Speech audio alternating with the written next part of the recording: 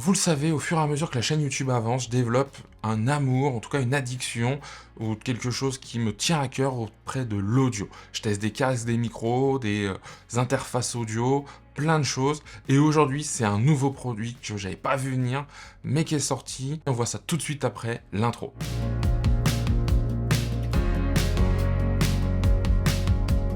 Bonjour, bienvenue sur la chaîne Les Tests de Cyril. Je suis ravi de vous retrouver. Ici, on parle de photos, vidéos, Apple, DJI, plein de marques, mais aussi d'audio. Et comme je le disais dans l'intro, eh bien, j'ai testé des casques pour forcément la production vidéo plus que des casques autrement. J'ai testé des écouteurs, je vous en ai fait des tests, il y en a quand même maintenant pas mal. Il y a vraiment pas mal de choses qui tournent autour de l'audio, des interfaces audio, et il y a un produit que j'ai testé, que je vous ai mis à disposition, que j'ai toujours, qui me sert pour mon podcast, pour au quotidien, parce que j'utilise des micros un peu plus qualitatifs, on va dire, et qui me sert aussi pour les lives, eh bien, c'est la Rodecaster Pro. Et c'est un très bel objet, c'est quelque chose de robuste qui était un peu un ovni quand c'est sorti. Maintenant, ça a été beaucoup copié. Il y a Zoom, il y a Tascam qui ont fait des éléments similaires. Mais Rode, pour moi, reste le précurseur et avait cette Rodecaster Pro. Et je vous mets des plans là, vous allez voir, hein, d'un objet quand même qui était vraiment sympa. Et ils viennent de sortir, eh bien, la Rodecaster Pro 2. Ouais, après la 1, on sort la 2. Et franchement, bah, je me suis posé beaucoup la question si je devais la prendre, etc. Alors, vous me connaissez. Est-ce que c'était un besoin là? Non. Très clairement, je le dis non. Mais entre la précommande qui était un peu moins chère, le fait que je vais revendre ma Rodecaster, je me retrouve avec un produit qui va me coûter pas forcément exactement le prix affiché, entre guillemets. Et donc, bah, je me suis dit, il fallait le prendre. Donc, elle est là. Et moi, je vais faire plusieurs vidéos sur ce produit, parce que je ne l'ai pas assez fait avec la Rodecaster Pro 1 pour montrer un petit peu comment on pouvait l'utiliser, quels étaient les usages qu'on pouvait en avoir, parce que ça va juste au-delà du podcast, même si souvent on se dit Rodecaster, podcast, vous voyez. Et au départ, c'était ça. D'ailleurs, là, ils ont changé beaucoup de choses qui font que maintenant, eh bien, on a quelque chose qui va plus loin.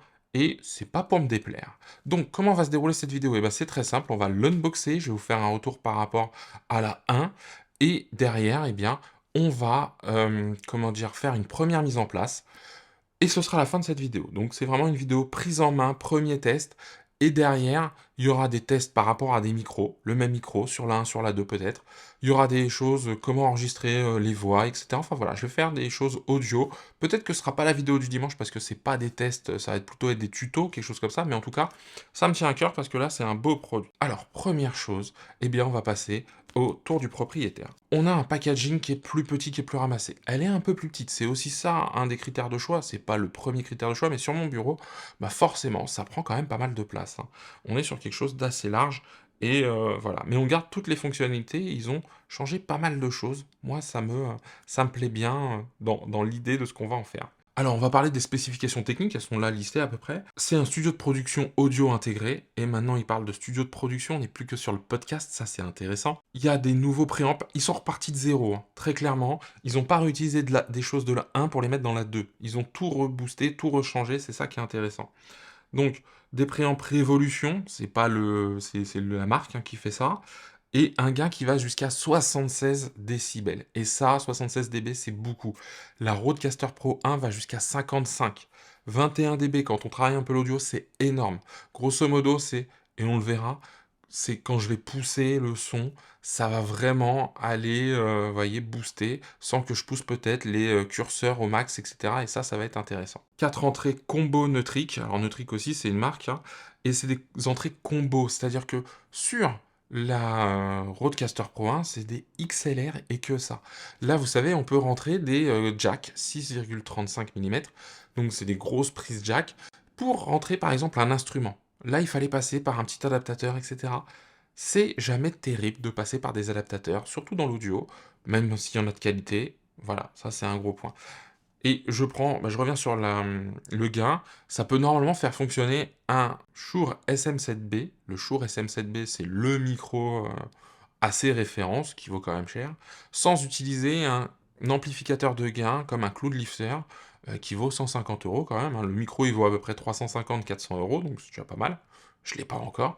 Mais en plus, il faut y adjoindre le petit booster. Alors, il y a des Fathead qu'on trouve à 40-60 €. Il y a le Cloud Lifter qui, pour moi, était vraiment le mieux, qui rapporte un gain propre.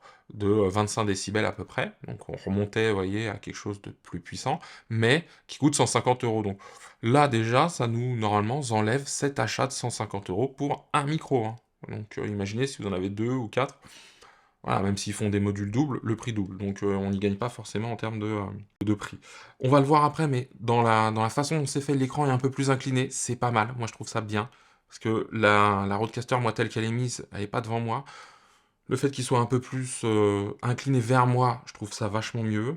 Double interface USB pour connexion simultanée à 2 ordinateurs. J'ai pas encore compris trop à quoi ça pouvait servir, mais je ne doute pas que j'irai chercher à quoi ça servira. Mais voilà, on peut imaginer du stream, faire rentrer le son d'un ordinateur pour le restreamer, etc. Enfin, ouais, il y a pas mal de choses en fait. Je viens de réfléchir à ça juste à l'instant. Une connectivité Bluetooth, donc ça, pas de souci. Bon, le traitement Afex, ça, il y avait dans la 1. Est-ce qu'ils ont refait les traitements? Ça, j'en sais rien. Effet de qualité studio. 8 SmartPads, voilà, mais maintenant ils sont programmables et vous allez voir, il y a des petites nuances qui sont vraiment intéressantes. Enregistrement multipiste ou stéréo sur carte micro SD, périphérique de stockage USB ou un ordinateur. Et ça, tout ça, c'est plutôt intéressant. Là, juste le petit défaut que je trouve encore une fois, c'est juste comme ça, je le dis, c'est quand même assez gros comme bestiole, et on est sur de la micro SD.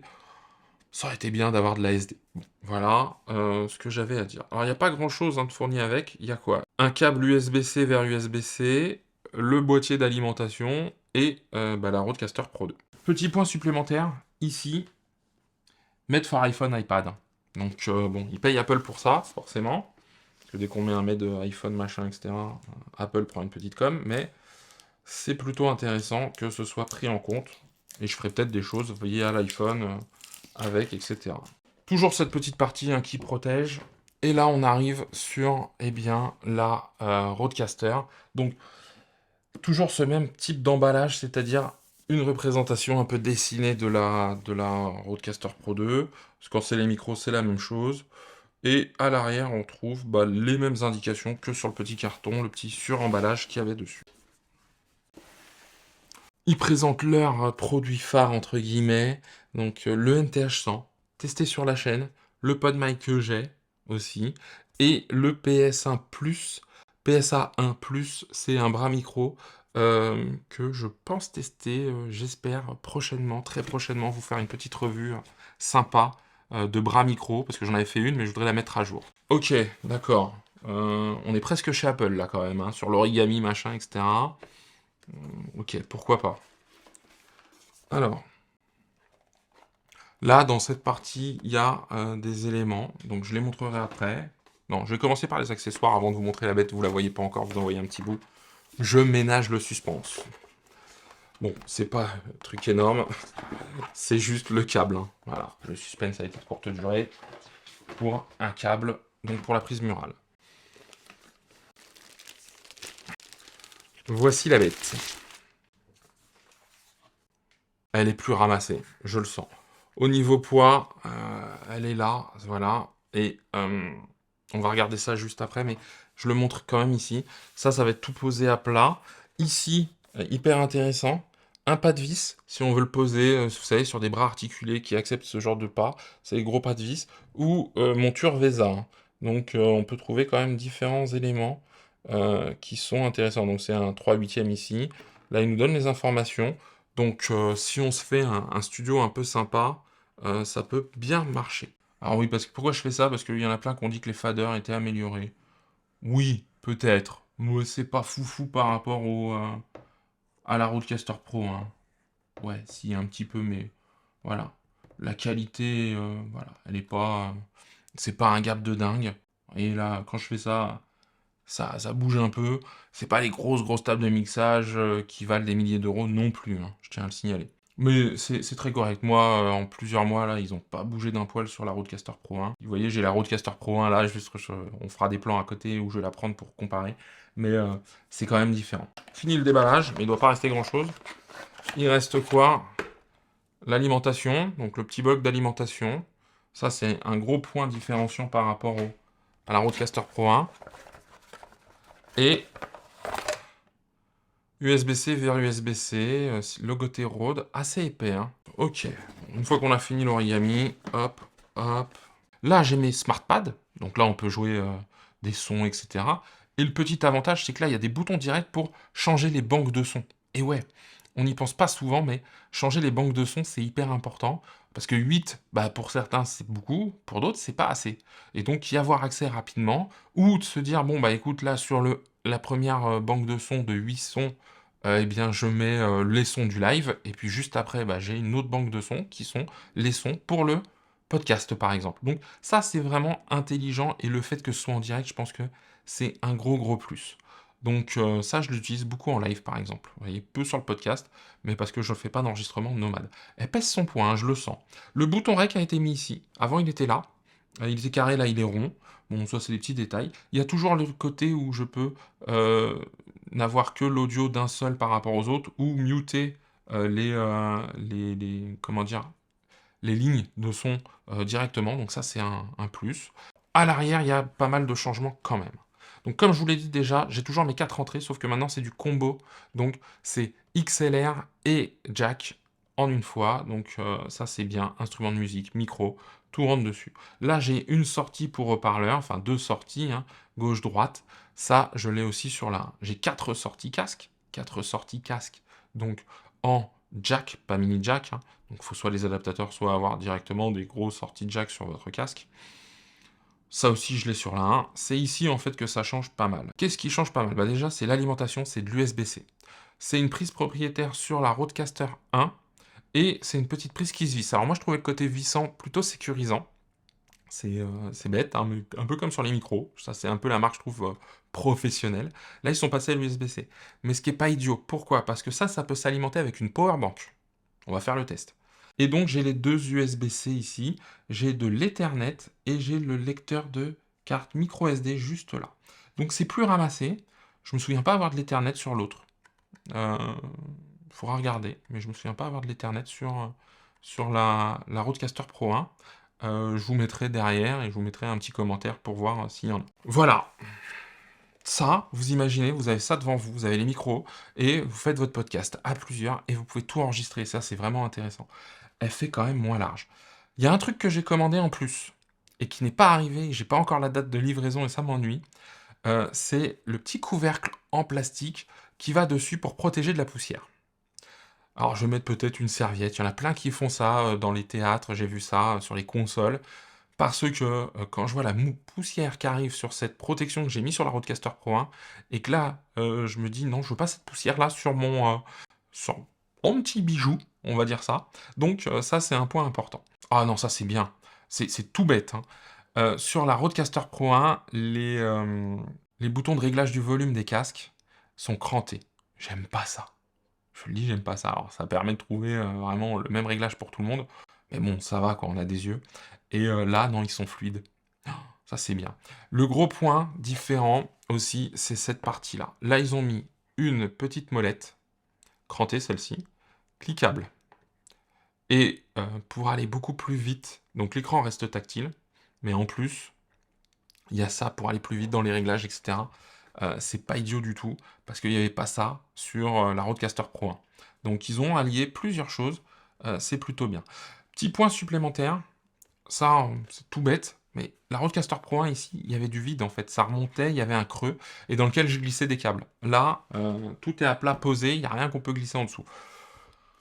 Bon, j'en mettais pas 50 des câbles, mais quand on a un câble un peu long qui traîne sur le bureau, qu'on veut le ranger un peu proprement, là je pourrais plus faire ça. C'est juste ça la petite remarque. Écoutez, moi ce que je vous propose, c'est qu'on regarde quand ça va s'allumer, puisqu'on est dans de l'unboxing, et je vais directement tester avec une powerbank. Powerbank, j'ai regardé, j'ai vérifié, elle est chargée, ça s'est allumé. Ah, ça s'est allumé pour me dire que je n'ai pas assez d'énergie avec cette powerbank. Pourtant, c'est pas une petite, mais elle a peut-être pas les bons codes pour sortir du jus. La powerbank, c'est pas ce qui manque à la maison. Donc voilà, je viens de tester avec 3 powerbanks. Alors elles sont pas toutes jeunes mes powerbanks, elles commencent à avoir un peu d'âge. Il y en a une petite, mais voilà, je rêvais pas trop. La petite n'a pas du tout allumé la Rodecaster. Les deux autres, j'ai eu un message comme quoi ça ne livrait pas assez de puissance. Donc c'est un peu ennuyeux, mais donc faire attention par rapport à ce qui est fourni. Je la laisse s'allumer et je reviens vers vous une fois qu'elle est allumée, qu'on voit un peu toutes les belles lumières qu'elle a. Donc là y est, elle s'est mise en route, c'est plutôt pas mal. Alors là vous me voyez, hein, je suis en train de la filmer du dessus, c'est même très joli. Les couleurs sont bien vives, bien pétantes, surtout à ce niveau-là. Ça, il n'y avait pas, hein, il n'y avait pas ces ronds de couleurs sur les casques, sur les sorties casques.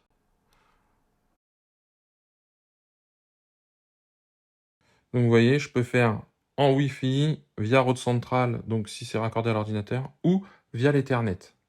Donc là, vous voyez, il a cherché, je vais le mettre sur mon Wi-Fi à moi. Donc là, hein, j'ai enregistré, j'ai trouvé mon Wi-Fi. Donc ça, c'est vachement bien, qui propose de se mettre à jour, avoir la dernière mise à jour directement. Là, vous voyez, ça va assez vite, on est déjà à 55%, une mise à jour de presque 140 mégaoctets. Pour de l'audio, c'est pas mal. Voilà, donc la mise à jour, c'est faite. Je reprends, hein, vous voyez, hop. Donc on se retrouve toujours à ce petit écran d'accueil.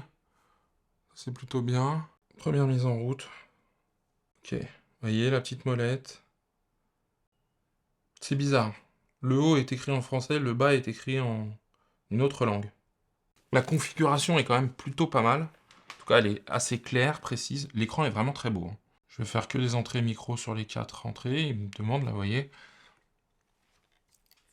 Ici, il demande d'attribuer, en fait, aux entrées un type d'entrée, en fait, micro, entrée ligne ou instrument de musique, ou aucun.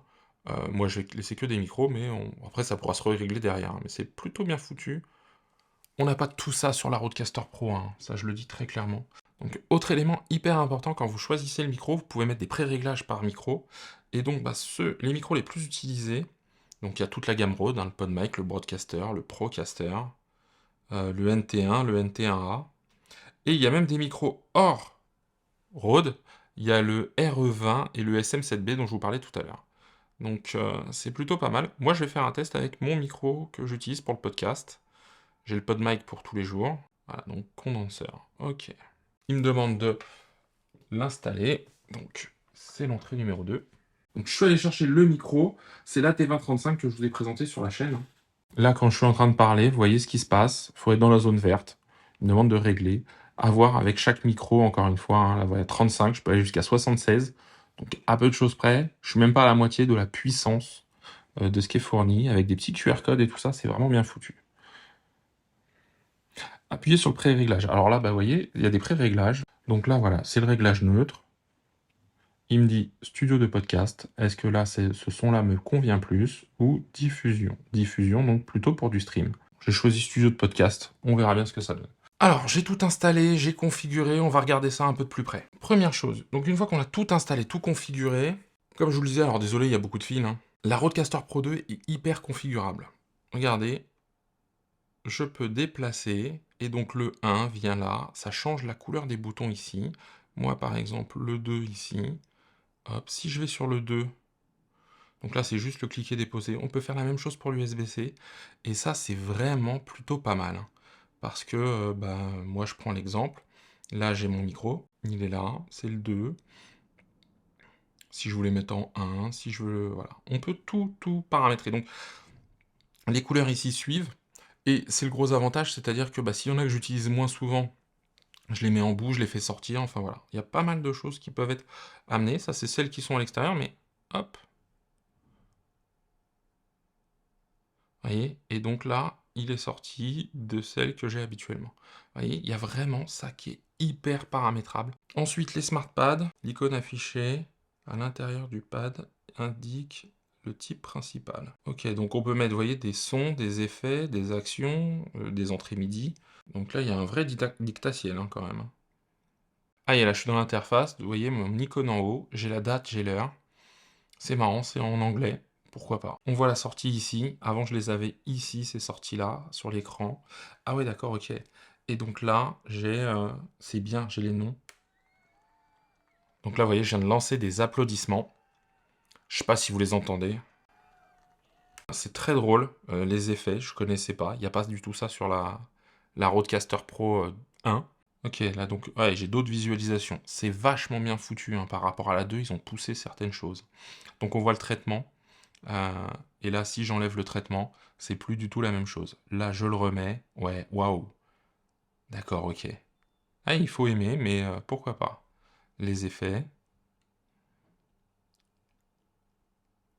On remet en route. Est-ce que je veux de l'écho? D'accord, ok. Waouh. J'espère que vous verrez tout ça, hein, mais enfin, en tout cas, je vais vous mettre tout ça, mais il y a vraiment de quoi faire. Ils ont poussé le truc, hein, c'est sûr et certain. Bon, hop, traitement, ok. Et là, bonjour. Donc, brillance, punch, c'est vachement bien poussé. Et après, on retrouve les traitements Affex, Big Bottom, Oral Exciter. Tout ça, on les avait sur l'autre. C'est vachement intéressant. Avec des courbes de visualisation et tout ça. Ils ont bien poussé le truc. Hein. Ouais, ils ont bien poussé le truc. Bon, il y a beaucoup de choses à aller regarder avec cette Rodecaster, c'est sûr et certain. Bon, on a fait le tour de la Rodecaster d'un point de vue esthétique. Ce que je vous propose, c'est que je la mette à côté de la Rodecaster Pro 1. Alors, j'ai pris la Rodecaster 1, j'ai la Rodecaster 2.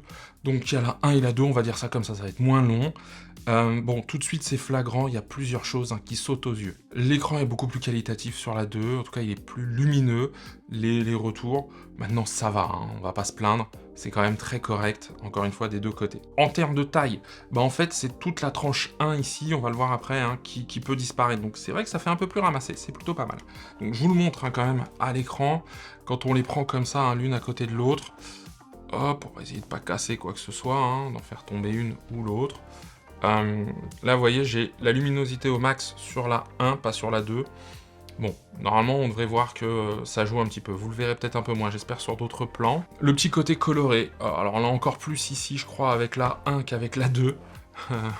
Avec la 2 qu'avec la 1, parce que tous les retours, ici, casque et tout ça, sont colorés. Le petit trou canté ici aussi, enfin, ouais. Il y a tous ces éléments-là. Bon. Je vais pas m'éterniser dessus, hein. L'idée c'est pas de dire ah voilà c'est plus joli ou moins joli. La 1 va me manquer quand même, je le dis. C'est tout bête, mais la finition là, elle est un peu plus, je sais pas, un peu plus mat que celle-ci. Et moi j'aime bien, bah, pour des vidéos, les trucs mat, vous voyez, ça réverbe moins la lumière. Mais bon, voilà. Je suis hyper content d'avoir utilisé la 1. Je ne l'ai pas peut-être poussé à son plein potentiel. J'ai jamais utilisé avec carte micro par exemple. J'ai déjà enregistré sur carte micro SD avec, ça marche super bien. J'ai fait des interviews à distance, je fais mes lives avec. Je vais voir ce que ça donne la 2. La 2 c'est intéressant parce que quand même sur l'écran là, j'ai les smart pads, donc ici, hein, et je vois en fait le son de chacun avec tout le reste des informations. Là pour voir les smart pads, il faudrait que je rentre dans les... comment dire, dans les menus, etc. Ça, c'est un petit peu plus ennuyeux, mais bon, une fois qu'on a l'habitude, moi, je regardais plus à la fin, et je sais quels sons étaient sur le pad. Je le dis aussi, en termes de prix, on n'est pas sur la même chose. Hein. Là, aujourd'hui, on la trouve à 500 € à peu près. La Rodecaster Pro 1, je la vois encore en vente. La 2, on est plutôt à 800. Hein. Donc, voilà. C'est pas la même limonade, on va dire. Voilà, je viens de vous faire cette première vidéo sur la Rodecaster Pro 2. On a pu la comparer à la Rodecaster Pro 1. On a fait quelques essais, on a vu que c'était vachement plus configurable, c'était plus petit, c'était vachement bien foutu. Je pense qu'au niveau son, ils ont amélioré des choses. On va aller pousser les investigations, donc ce seront dans d'autres vidéos. Si vous avez des idées de vidéos dessus, eh bien, dites-le moi, parce que ça me fera plaisir de vous les faire et de vous les produire. Si cette vidéo vous a plu, comme d'habitude, pensez à liker, à vous abonner, à activer la cloche pour les prochaines vidéos sur la Rodecaster Pro 2. Et il me reste plus qu'une chose à vous dire, c'est à très bientôt pour un nouveau test, et surtout, prenez soin de vous.